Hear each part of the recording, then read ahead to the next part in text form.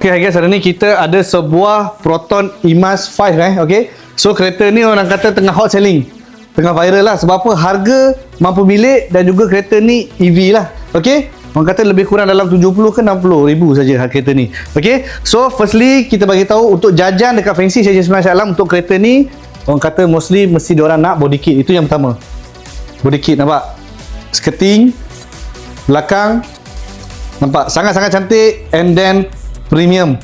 Okey, itu yang pertama. Yang kedua adalah daripada segi tinted. Dekat Fancy CJ9 pun kita boleh buat tinted juga untuk satu kereta ni. Okey, itu jajan yang kedua.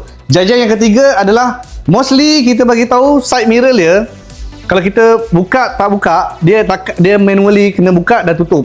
Untuk geng-geng IMAZ dia tahulah penyakit ni.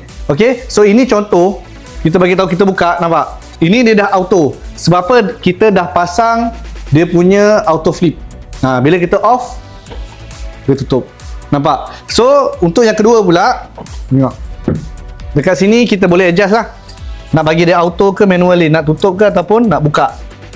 Nampak?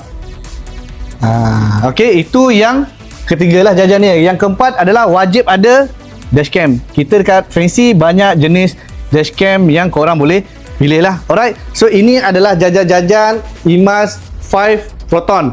Mostly kita bagi tahu ada banyak lagi, nanti kita tengok and then next video. Alright, so korang geng-geng IMAZ 5 yang tak tahu nak pasang jajan dekat mana, boleh hadir di Fancy CJ9 Shah Alam. Kita akan bagi harga special dan juga promosi yang terbaik. Tapi korang jangan lupa follow, like, share untuk konten yang seterusnya. Okay, ngam, see you, ciao, joya, silly.